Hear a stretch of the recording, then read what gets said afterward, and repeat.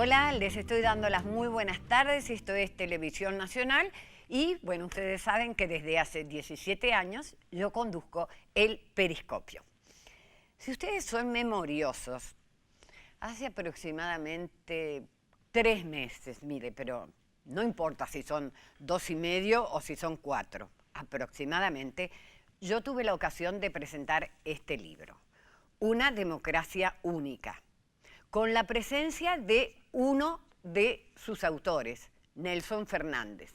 Nos contó que el otro autor, Hugo Machín, no estaba en el país, ya que su residencia actual es Colombia. Pues hace algunos días se presentó en la Feria del Libro precisamente un libro con el mismo título, pero resulta que es el tomo 2. Una democracia única, tomo 2, las votaciones y los liderazgos.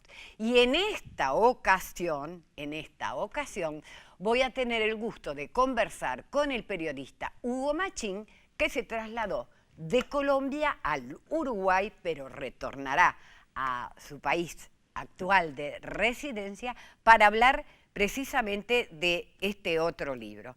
¿Se acuerdan que resultaba tremendamente ilustrativo conocer las divisas, las ideas, ¿no? Y los partidos de este país, bastante con más detenimiento, con un espíritu periodístico realmente de investigación, que incluso a muchas personas, no solamente en nuestro país, sino seguramente en otros, me decía Hugo Machín, puede interesarle a docentes para conocer más de cerca las realidades por las que ha atravesado nuestra querida República Oriental del Uruguay. Hoy con la presencia de Hugo Machín, un periodista que se inició a los 16 años, que ha sido docente, que ha participado en distintas asociaciones periodísticas, como jurado, como vicepresidente, ha colaborado con distintas publicaciones y también ha cubierto distintos hechos de la región. Voy a conversar en la tarde de hoy. Esa es mi invitación para todos ustedes. En realidad, la sugerencia mayor es que si pueden y si les sigue interesando el tema político de nuestro país, les aconsejo que se den un paseíto por las librerías y lo adquieran, porque realmente vale la pena. Y ahora, antes de ir al corte y antes de ir al encuentro con Hugo Machín, les voy a enseñar cuál es la vestimenta que elegí para la tarde de hoy. Es un vestido de línea muy clásica, como pueden ver, en donde lo que se destaca mayoritariamente es, sin duda, la chaqueta. Ambos son diseños de Óscar Álvarez by Analía Arigón. Ideal para esta temporada, esta chaqueta en donde uno sale de mañana y de pronto hay calorcito y cuando vuelve de noche se tiene que abrigar.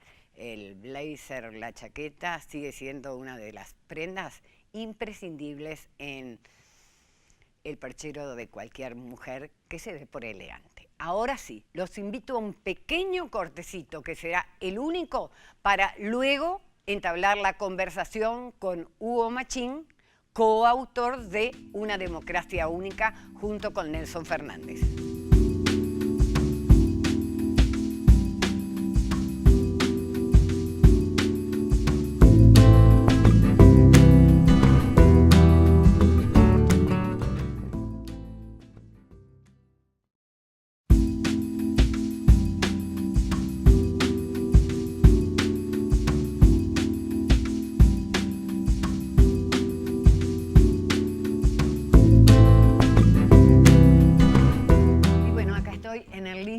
Conversando con Hugo Machín, que es un gusto recibirte en esta casa. El gusto es mío. Te has tomado unas vacaciones medio larguitas, ¿no? De Colombia a Montevideo. Es que no son vacaciones, son de trabajo. Son de trabajo. Sí, realmente son de trabajo. Me pregunto yo, ¿cómo la dupla Nelson Fernández-Hugo Machín hacen para escribir a distancia? Me vas a decir, hay bueno, que está preguntarle en la a Nelson computadora, Fernández, porque ¿eh?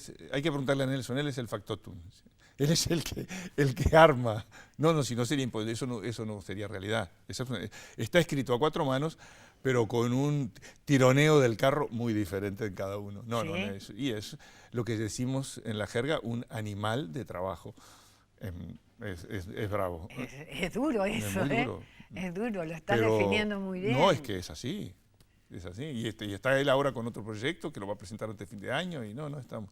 Así que Me acuerdo, Hugo, que yo te conocí cuando el Uruguay Impactado, sí, una publicación tuya, sí, con dos con otros colegas, compañeros, Jorge ¿no? García Ramón y el ya fallecido José Pedro Díaz, fallecido prematuramente. Mirá. Sin perjuicio de que cuando yo te escuchaba la presentación, quizás la teleaudiencia tenga pocas posibilidades de ver un auténtico dinosaurio, pero realmente. ¿Qué va? Porque Escúchame, porque para la empecé política sos un hombre joven. No, porque empecé empecé muy temprano, en el 69, en la vieja Voz del Aire, Pero mirá, en Sadrep, allá en la calle Mercedes. no te permito que digas dinosaurio. Bueno, No te permito, porque fue el año en el que yo salí Miss. Así que de ninguna manera me emparento contigo. No, pero es muchos años de trabajo, me refiero a Sí. eso, no a la edad, sino de estar en el trabajo hoy día, con la cantidad de jóvenes. Y has jóvenes, pasado además por de todas las situaciones y circunstancias, porque por todas ejerciste no. el periodismo Sí, clandestino. los géneros, sí, bueno, ¿Eh? sí. Hiciste radio, Sí. escribiste, ¿no? Sí, claro, sí, televisión. Ejerciste agencia, la función no, docente. Sí, hemos estado, sí. ¿Cuánto tiempo hace que estás en Colombia? 8 años. 8 años, es tiempo, ¿no? En esta etapa de mi vida ya no, pasa muy rápido, pero sí. Sí, pasa rápido. ¿No? Es cierto. Había un señor que decía un escritor, que cuando uno es niño Sí. o adolescente, digamos, cuando le dicen que refleje una imagen que tenga que ver con la vida, siempre elige, un río que fluye, digamos, instancias de la naturaleza que son lentas, pero cuando allá a cierta altura de nuestras vidas se nos piden, las imágenes son de caballos desbocados, ¿no? De aviones a reacción, porque realmente estos 8 años pasaron muy rápido, muy rápido.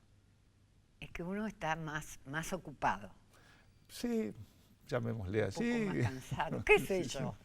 Y bueno, como que la vida se nos va entre los dedos como el agua. No, y está bien, bueno, sí, ese es el punto. Y es natural. Y vivirla.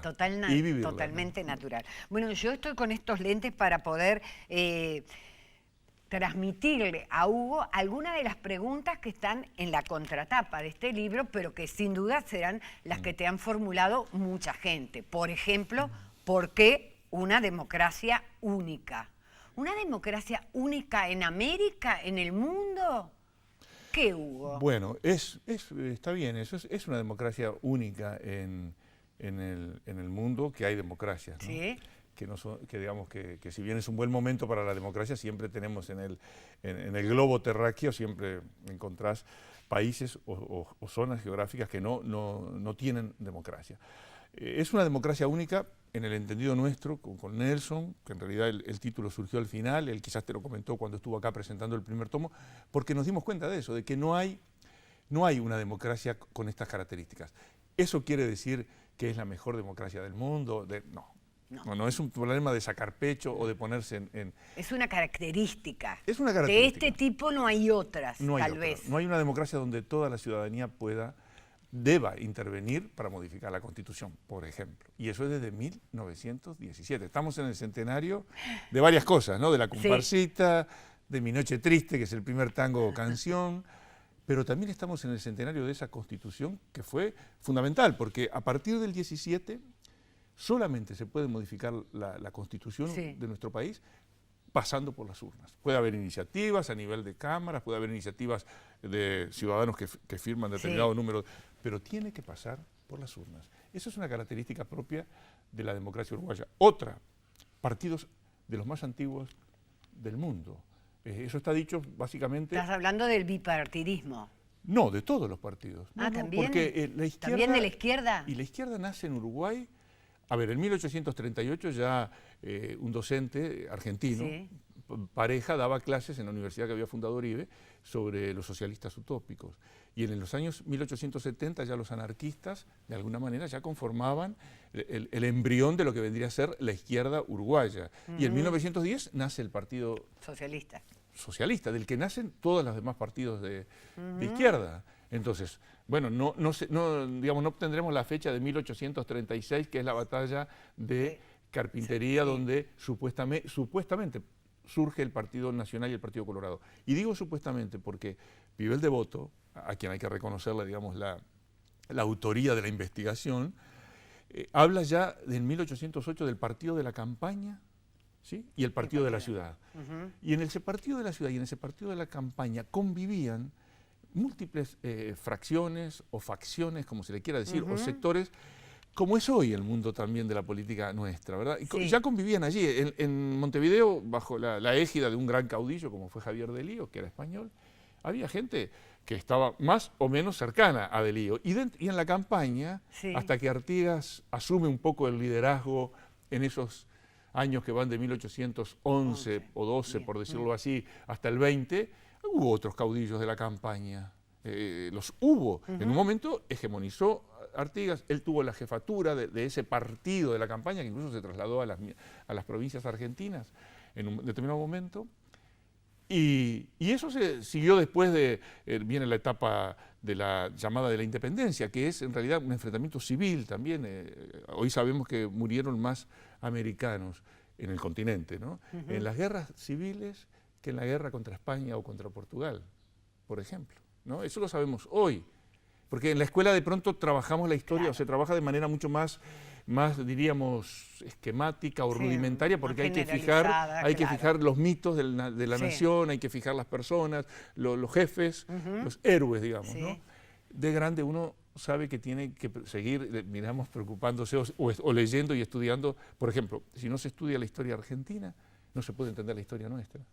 Hay que conocer, por lo menos conocer algo de la historia argentina. Es una de las tantas preguntas que figuran en esta... Es que tenía que ver, tuvo mucho que ver. En esta página, ¿no? ¿Qué influencia tiene la historia argentina? Pero el caudillo de la campaña, ¿qué es lo que hace como primera acción?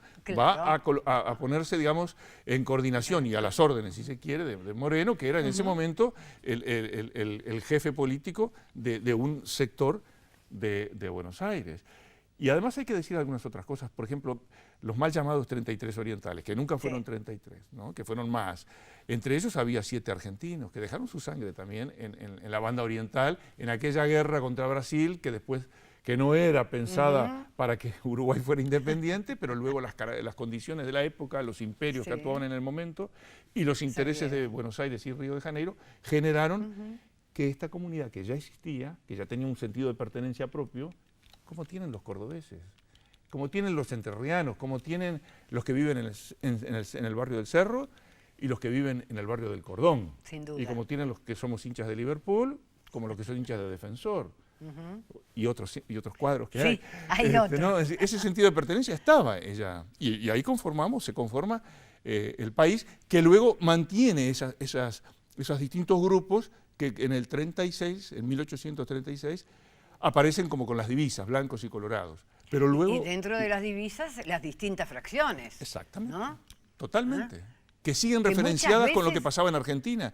O en Brasil, por ejemplo, Rivera intenta formar en un momento lo que se llamó la Federación del Uruguay. ¿Y qué era eso? Era el sur, nada menos que el Río Grande do Sur de Brasil. Por favor, no lo hubiera sido eso. Con Entre Ríos, Misiones y la banda oriental. Y ahí formar un país distinto, que tuviera equidistante entre Río de Janeiro y Buenos Aires. No fue así.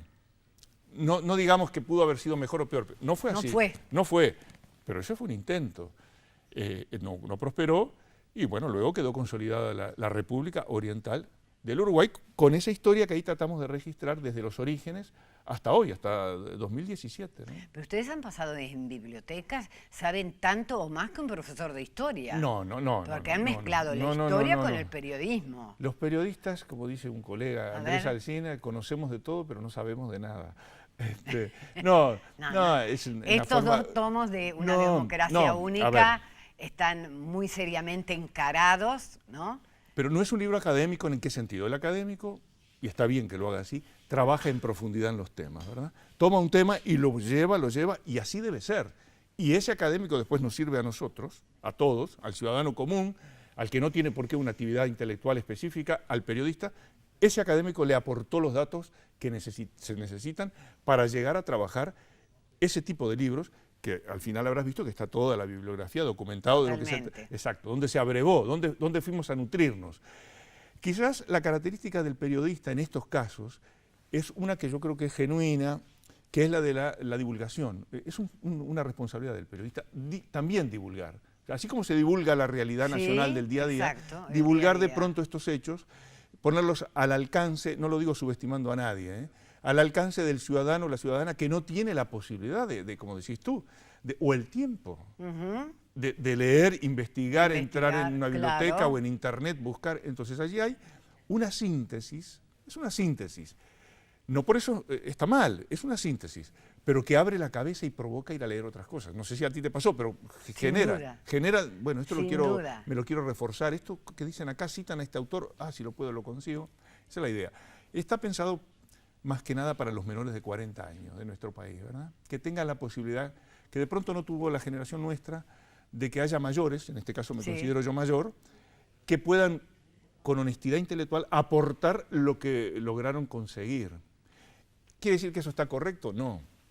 Tú recién me mencionabas con mucha justeza un dato que debió haber estado o no.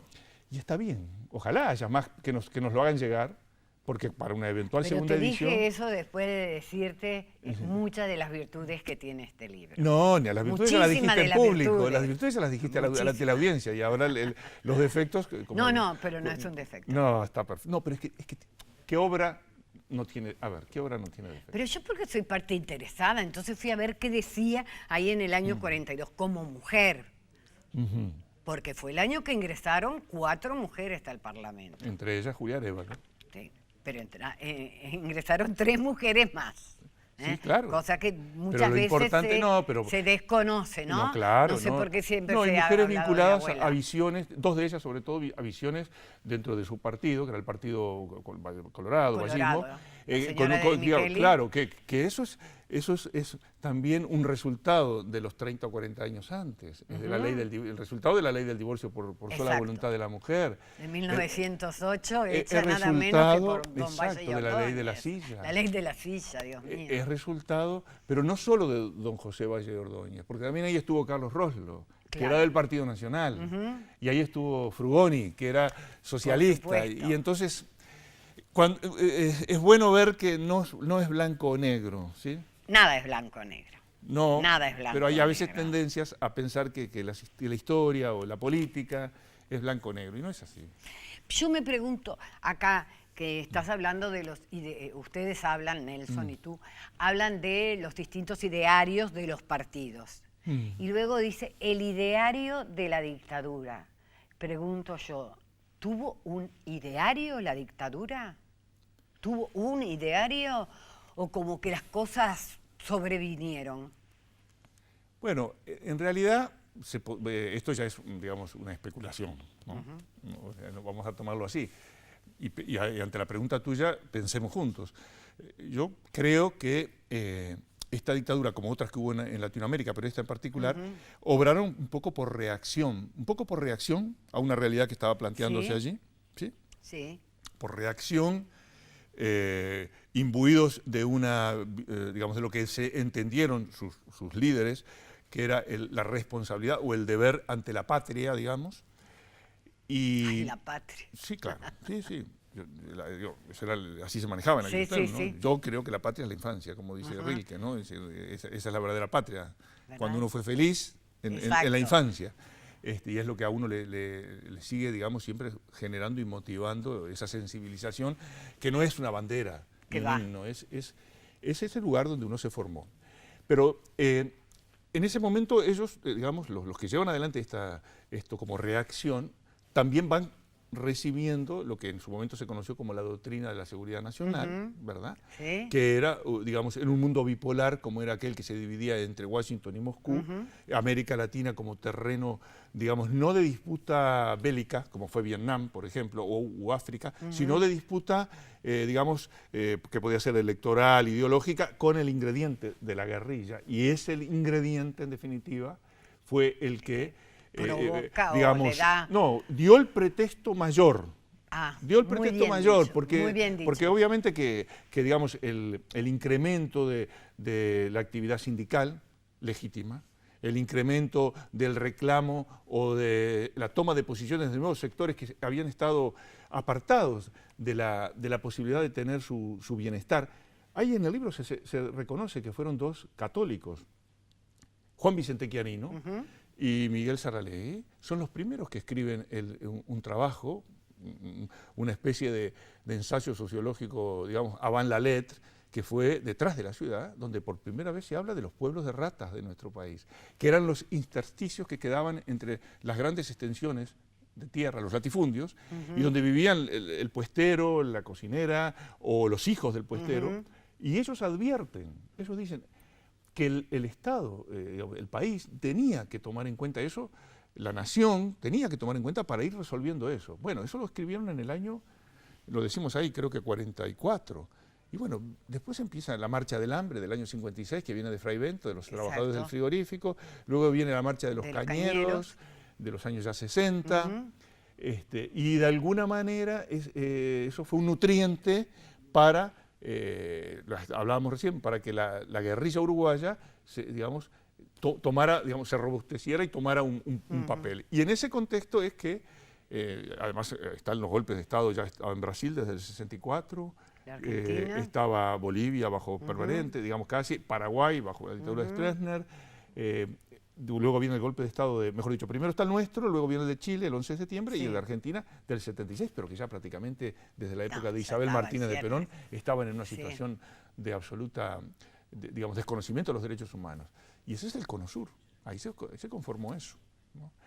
Digamos, esto es un vuelo de pájaro súper rápido y además no está exento de errores u omisiones, pero ahí tratamos justamente de documentar cómo fueron los distintos hechos. Por eso está esa línea del tiempo que comienza en 1808 y termina en 2017, donde en cada año se colocan, o se pretendió colocar, los hechos partidarios más significativos, ¿no? Por ejemplo, dentro del Partido Nacional, cuando no sumaban votos. Cuando en virtud de estar, con el lema, digamos, Partido Nacional, divididos, el lema, exacto, perfecto, Partido Nacional y Partido Nacional Independiente concurrían a las elecciones y siempre perdían, digamos, frente al Partido Colorado, que estaba unido. Claro. Hasta que se unen. A pesar de sus reyertas internas. No, pero es que eso también está allí dicho, de alguna manera, porque no, digamos, todo partido político, y no está mal, que tenga el espíritu de partido, si no, no se puede funcionar. O sea, los partidos hay que criticarlos, hay que cuestionarlos, seguramente, ese es el deber de un ciudadano lúcido, pero si no fuera por los partidos, ¿cómo se haría la política? Por Dios. Entonces, los partidos tienen que estar, son imprescindibles. Y eso fue un poco lo que movió también a que hagamos la historia de cómo se formaron, cómo evolucionaron, cuáles fueron sus tendencias, cuáles son actualmente sus tendencias, cuáles fueron sus principales líderes, sus caudillos, cómo han incidido en las dinámicas, en las internas de los distintos partidos. Ese es un poco, digamos, el segundo tomo, que tiene además la historia de todos los plebiscitos que se hicieron, de los referéndums que empiezan. El referéndum se aprueba en la Constitución del 34, ¿sí? Pero recién se emplea en un referéndum que tenemos muy presente, por lo menos las generaciones nuestras, que es en el 89, entre lo que sería... la ley de caducidad. Exacto, ¿verdad? Entonces, así como el plebiscito del 80 marca un hito en la historia del país, ¿no? El del 89, que es más conocido... Alguna gente que actualmente está en la política no se acuerda que votó, ¿sabes? Que no se acuerda... Claro, como hace tiempo que no vivís en el país, capaz que esto, que es anecdótico, le preguntan a un líder político de hoy día, ¿usted a quién votó en 1980? ¿Y sabe qué contesta? ¿Sabe que no me acuerdo? No. Eso es un chiste. No es un chiste. No es un chiste. No sé cuáles eran las razones de la persona en cuestión, pero yo creo que los que votamos... Sí. Sabemos muy o los bien que a qué estuvimos votamos. en ese momento, tenemos muy claro. Ojo, no que con esto no estoy haciendo tampoco hoy, a tantos años, una zanja que sea irreconciliable, porque hubo mucha gente que votó por sí en ese momento, o sea, votó aceptaba la constitución que proponían los militares, como el voto del no también, tenía su espectro. Había quienes podían estar muy convencidos de que eso era lo mejor, había quienes podían estar confundidos, había quienes podían creer que eso era entrar por la puerta, como se llegó a decir, entrar por la puerta chica, que era el sí, para luego abrir la puerta grande, ¿sí o no? Exacto. Es más, se usó una frase en una editorial que decía comerle el vientre al monstruo desde adentro, o algo así, más o menos estoy recuerdo. Entonces, el voto por el sí tuvo sus distintas consignaciones, y el voto también del no, que en ese momento fue, digamos, el que triunfó, también tuvo sus distintos sectores, digamos. Ahora, volviendo al referéndum, es en el 89 que se utiliza por primera vez este recurso, pero una vez que se utilizó, el famoso voto verde y voto amarillo, sobrevino una serie de instancias donde ahí están consignados todos los que incluso están ya programados, que todavía veremos si salen o no. Ahí están. Está el mecanismo de cómo se llega, la explicación y el porqué. Esos son capítulos específicos, plebiscitos, referendos, ¿verdad? Está la historia de las votaciones, está cómo el país fue, digamos, las modificaciones del país con gráficas, con colores, para que los jóvenes, sobre todo los más jóvenes, de pronto tienen la tarea, van, miran y después que ven, hay un esquema, por ejemplo, un esquema con flechitas y con rectángulos y cuadraditos que va mostrando cómo fue toda esta historia que estamos hablando, cómo fueron las distintas fracciones. ¿Cómo se llegó al hoy? ¿Cómo se llegó al hoy? Desde 1808.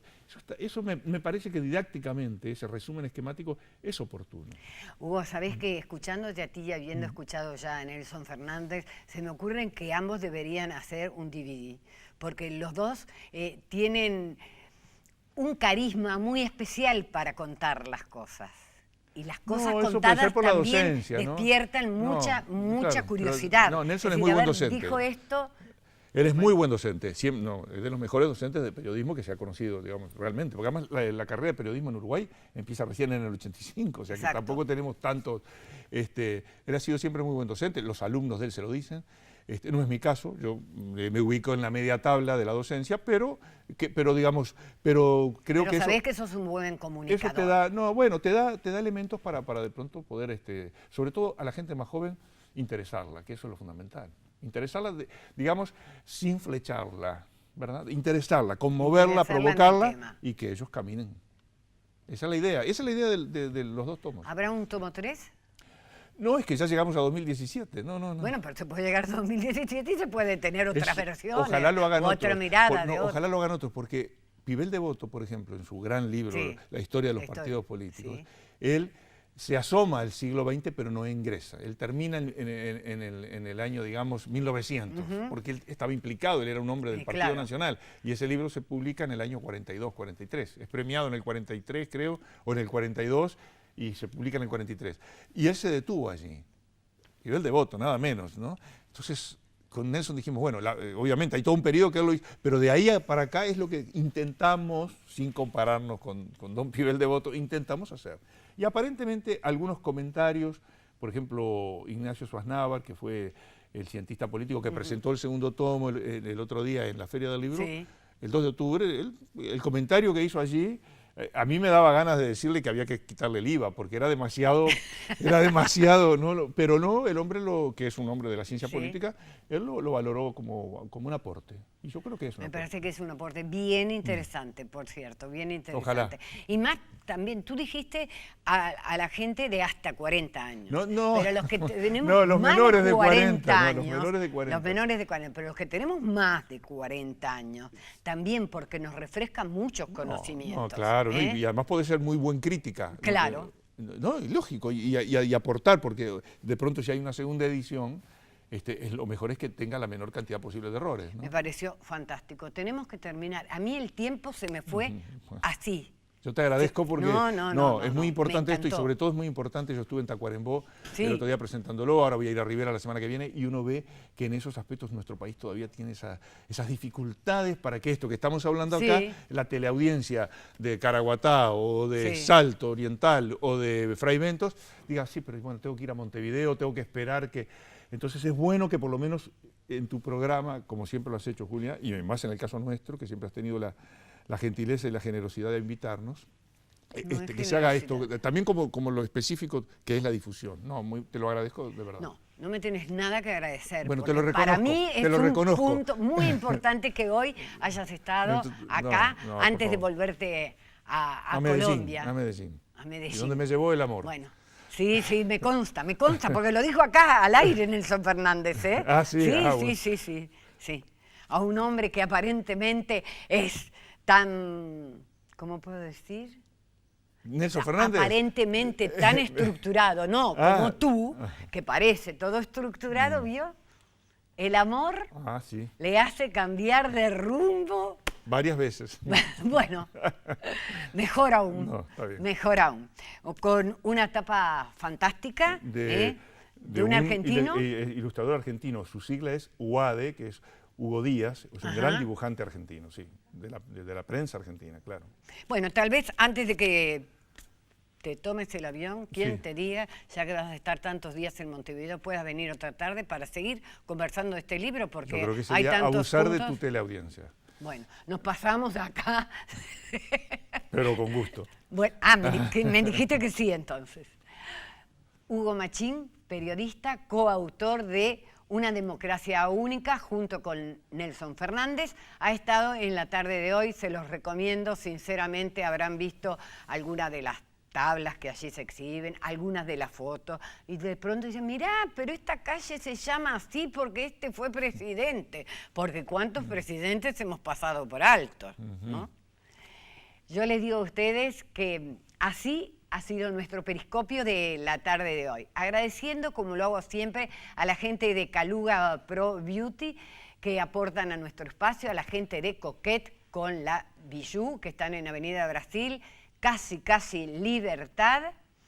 Yo les digo que los espero en 7 días y ojalá que esta nota también haya sido el acicate para que ustedes adquieran este libro y para que digan qué bien que está Periscopio y nos sintonicen en esa semana. Chao.